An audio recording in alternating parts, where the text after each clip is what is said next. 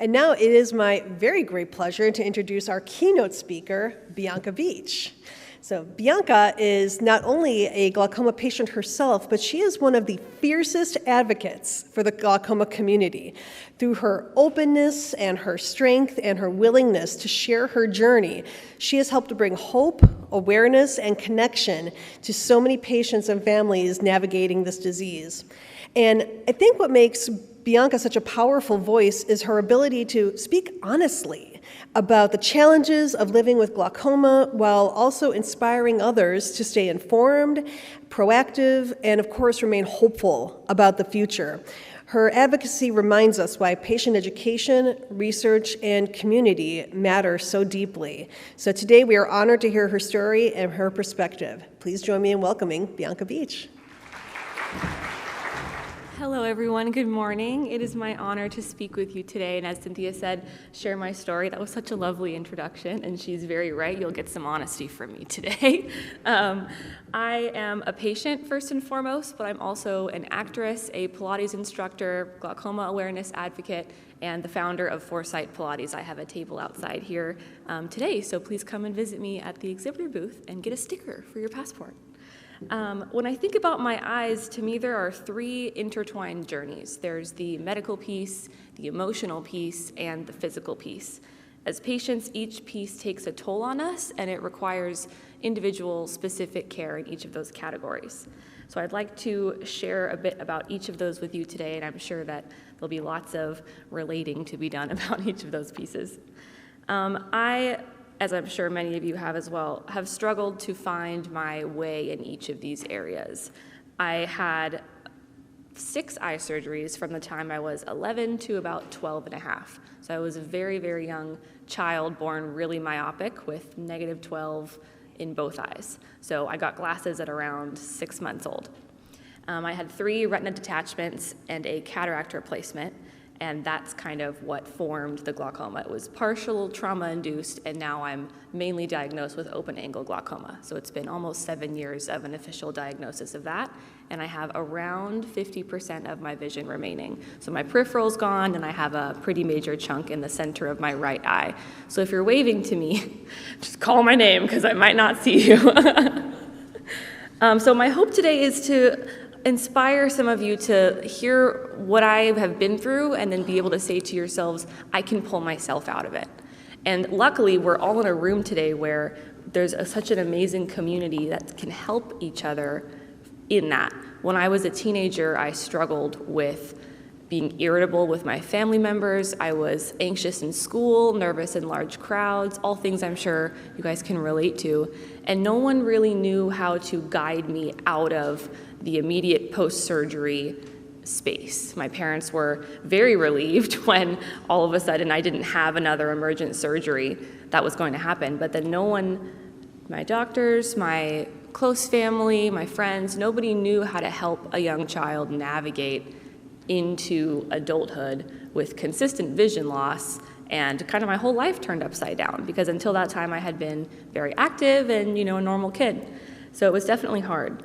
And even though it's been 15 years since my last surgery, I still carry that with me. I get really nervous in appointments. I can't walk into an airport without smelling the anesthesia, little things like that.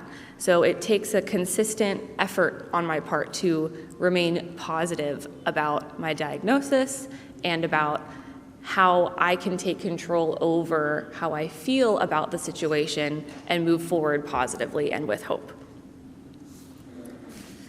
I've been so lucky to have an outlet for my emotion, for that emotional piece. I am an actress, as I said, but I started when I was 6 years old. I now have my BFA in theater performance from Chapman University. And I learned a lot in school because they force you to be honest with yourself. You can't perform without it because acting is truth, it's not hiding. So it's the opposite of what people usually think that it is. And I wasn't able to do my work and my degree properly without taking a step back and looking at myself. And in my senior year of college, I had this big switch where I had been hiding for the last 3 years, worried about what my peers would think about not being able to see on stage. And then all of a sudden, one of my teachers said to me, Bianca, all of your characters are going to be partially blind, and you're the only person that needs to know that. And I don't know what shifted in my brain, but that was exactly what I needed to hear, and it unlocked this entire world of, I get to decide how these characters move through space. And more than that, I had a personality shift in, this is something that I want to talk about. This is something that I want to bring awareness to. And so in that final year of college, I wrote a one-act play called Tunnel Vision about my eye story. It's the first time that I had really talked about it extensively. Chapman ended up giving me a grant to produce it, so I performed that my senior year of college. And that's how I connected with GRF. Michelle found me on Instagram, and I got a DM from her, and she said, hello. And so I've been with the foundation, helping in ways that I can for the last 4 years now, and it's been one of those incredible happenings where it just reminds me that every time I put my heart out on the line, I put my story out, things connect, we meet each other, and I couldn't imagine growing up that I would be involved in the eye community at all. It was a scary thing for me, and now I find it to be one of the most rewarding and important parts of my life. The third piece is the physical piece. I'm sure you'll hear a lot today on how to take care of your bodies and nutrition and exercise and all of that, but I have found that to be my savior, is the physical piece in my day-to-day life. And I found Pilates when I was 19 years old. I ended up in physical therapy with extremely crippling sciatica because I had grown up sitting on a couch. My doctors didn't know what to tell me to do, so I didn't do sports, no PE in high school, nothing like that, and I was in pain. And I tried Pilates for the first time, and I was really scared because I didn't know what my limitations would be. And I left that first session in tears of joy because for the first time in years I could feel blood in my legs.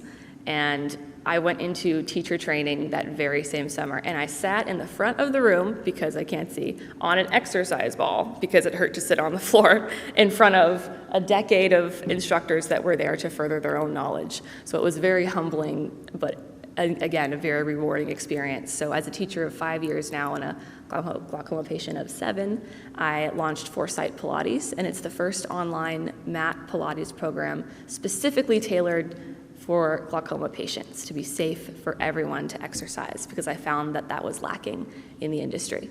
So I'm the first to specialize in Pilates for glaucoma, and I'm very excited about it. Oh, thank you.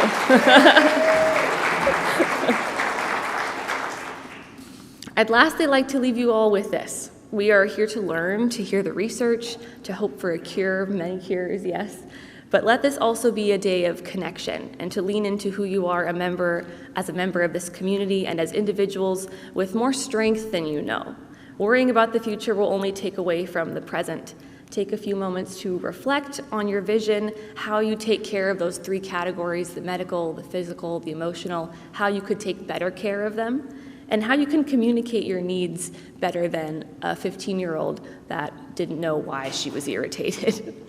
The little things matter, like how loved ones now know for me that I prefer to walk on their left so I can see them better, but only because I took the time to think about what small things I could ask of the people around me to help. And people love to help. For a long time, I felt like no one wanted to be bothered. People like to be bothered, they love to help, in my experience. And that's what we're all here for, so I encourage you all to give people a reason to help you and to step up. And I always say that if I could go back and say anything to a younger me, it would be that, Bianca, you have not lost anything. You have been given the gift of clarity, and that is my biggest truth. Thank you.